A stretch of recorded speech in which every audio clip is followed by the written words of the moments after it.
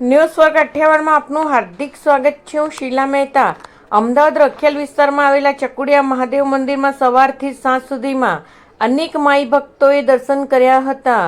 દર્શન કરવા માટે ભક્તોની લાંબી કતારો લાગી હતી ને શાંતિપૂર્વક ભગવાન શિવજીના દર્શન કર્યા હતા।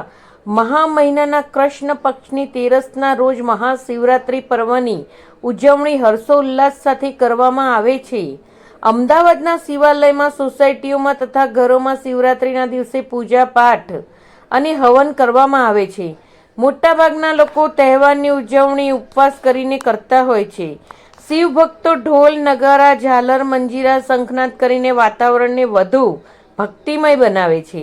મહાશિવરાત્રિ એટલે દેવાદિદેવ મહાદેવ ભોળાનાથને પ્રસન્ન કરવાનો અતિ પવિત્ર અને અનન્ય મહાત્મય ધરાવતો દિવસ। સેંકડો વર્ષો બાદ આવતીકાલે પંચમ મહાયોગ અને શનિ પ્રદોષનો સંયોગ આવી રહ્યો છે, તેથી આવતીકાલની મહાશિવરાત્રિનું મહત્વ પણ ઘણું વધી જાય છે। જે શિવરાત્રિ છે, શિવરાત્રિની અંદર આપણે ચકોડિયા મહાદેવ મંદિરમાં શું છે? શિવરાત્રિનો તહેવાર બહુ પવિત્ર દિવસ છે। આખા ભારતમાં બધા ધામધૂમથી ઉજવતા હોય છે। મંદિરને તો ખાસા વર્ષો થઈ ગયા। એમાં શિવજી પાર્વતીમાં બધું કુવામથી પ્રગટ થયેલું છે વર્ષો પહેલાં।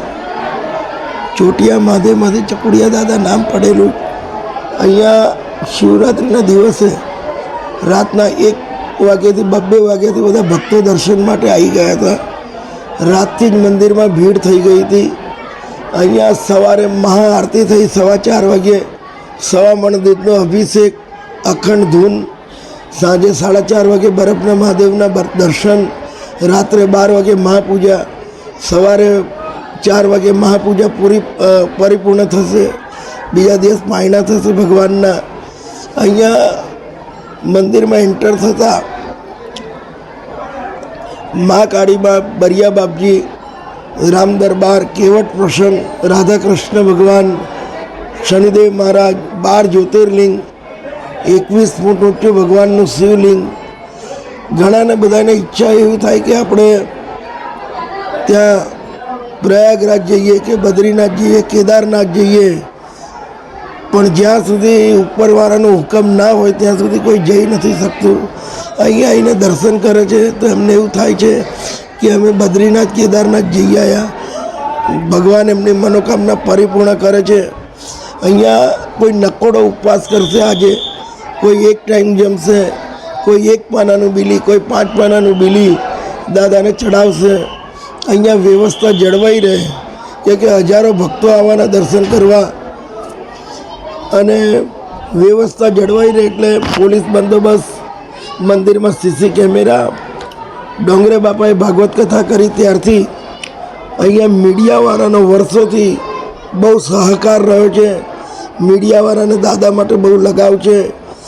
પોલીસ સ્ટેશનવાળાએ, CP ઓફિસ, ગાંધીનગર પોલીસ ભવન, એમનો બી બહુ સાથ સહકાર દાદા માટે છે ઘણો બધો। અને અહીંયા અન્નક્ષેત્ર બી 2 ટાઈમ ચાલે છે। મંદિરમાં ગૌશાળા છે। ગાયનું દૂધ વેચતા નથી, ભગવાનની સેવામાં વપરાય છે।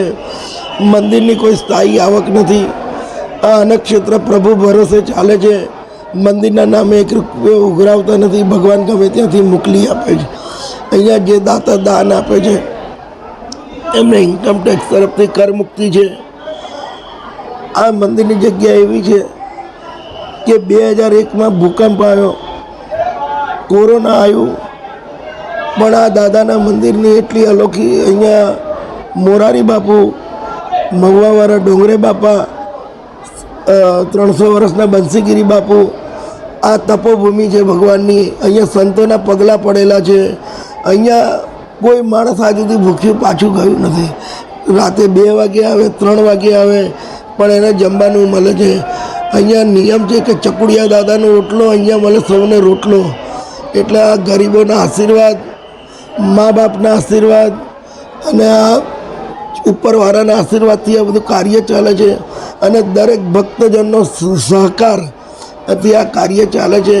અને આ પરંપરા પેઢીને પેઢી ચાલતી રહે એ દાદાને આપણે પ્રાર્થના કરીએ અને આવો ધામધૂમથી શિવરાત્રિનો તહેવાર આપણે ઉજવીએ।